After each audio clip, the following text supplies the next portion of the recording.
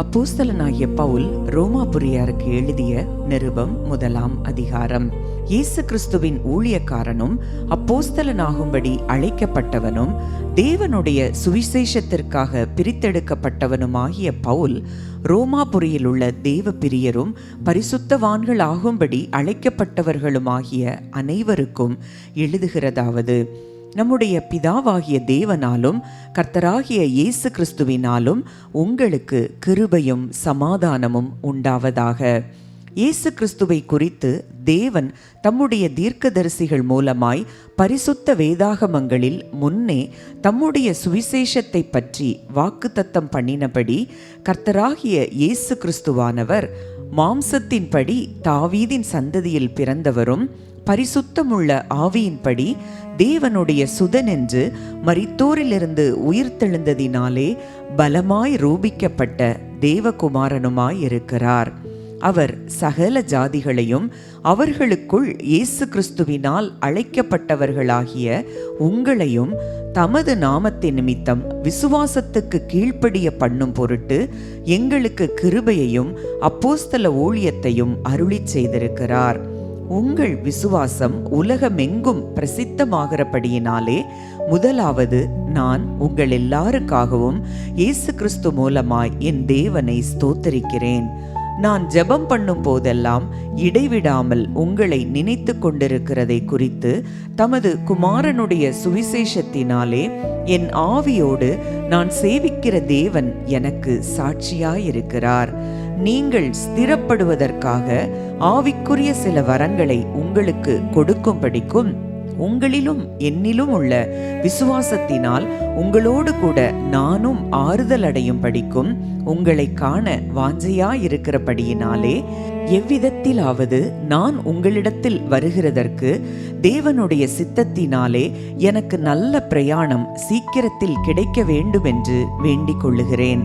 சகோதரரே, புறஜாதிகளான மற்றவர்களுக்குள்ளே நான் பலனை அடைந்தது போல உங்களுக்குள்ளும் சில பலனை அடையும்படிக்கு உங்களிடத்தில் வர பலமுறை யோசனையாயிருந்தேன். ஆயினும் இதுவரைக்கும் எனக்கு தடையுண்டாயிற்று என்று நீங்கள் அறியாதிருக்க எனக்கு மனதில்லை.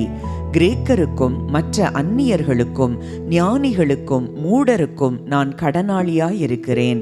ஆகையால் ரோமாபுரியில் இருக்கிற உங்களுக்கும் என்னால் இயன்ற மட்டும் சுவிசேஷத்தை பிரசங்கிக்க விரும்புகிறேன்.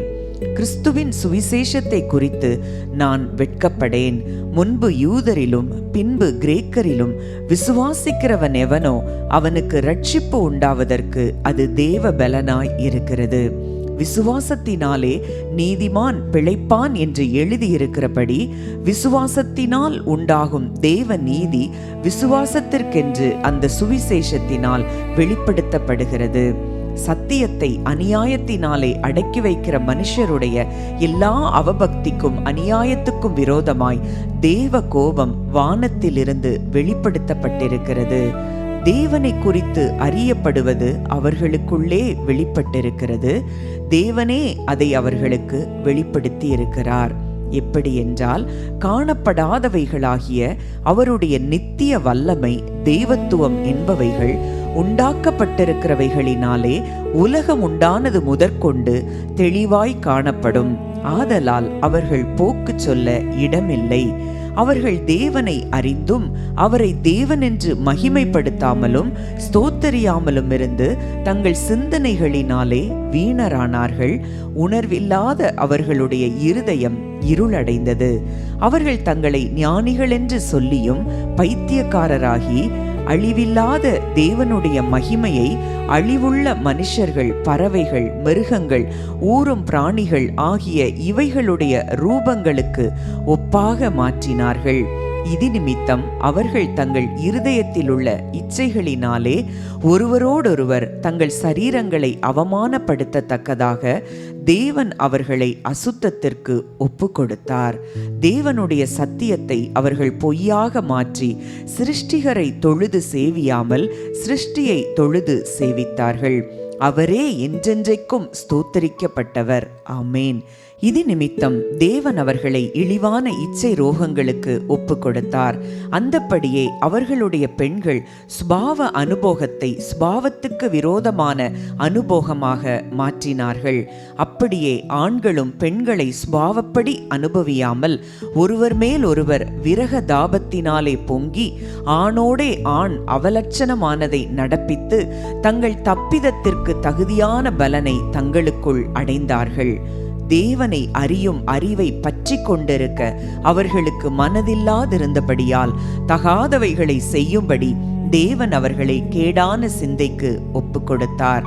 அவர்கள் சகலவித அநியாயத்தினாலும் வேசித்தனத்தினாலும் துரோகத்தினாலும் பொருளாசையினாலும் குரோதத்தினாலும் நிறையப்பட்டு பொறாமையினாலும் கொலையினாலும் வாக்குவாதத்தினாலும் வஞ்சகத்தினாலும் வன்மத்தினாலும் நிறைந்தவர்களுமாய் புறம் கூறுகிறவர்களுமாய் அவதூறு பண்ணுகிறவர்களுமாய் தேவ பகைஞருமாய் துராகிருதம் பண்ணுகிறவர்களுமாய் அகந்தை உள்ளவர்களுமாய் வீம்புக்காரருமாய் பொல்லாதவைகளை யோசித்து பிணைக்கிறவர்களுமாய் பெற்றாருக்கு கீழ்ப்படியாதவர்களுமாய் உணர்வில்லாதவர்களுமாய் உடன்படிக்கைகளை மீறுகிறவர்களுமாய் சுபாவ அன்பில்லாதவர்களுமாய் இணங்காதவர்களுமாய் இரக்கமில்லாதவர்களுமாய் இருக்கிறார்கள். இப்படிப்பட்டவைகளை செய்கிறவர்கள் மரணத்திற்கு பாத்திரராயிருக்கிறார்கள் என்று தேவன் தீர்மானித்த நீதியான தீர்ப்பை அவர்கள் அறிந்திருந்தும் அவைகளை தாங்களே செய்கிறதும் அல்லாமல் அவைகளை செய்கிற மற்றவர்களிடத்தில் பிரியப்படுகிறவர்களுமாயிருக்கிறார்கள்.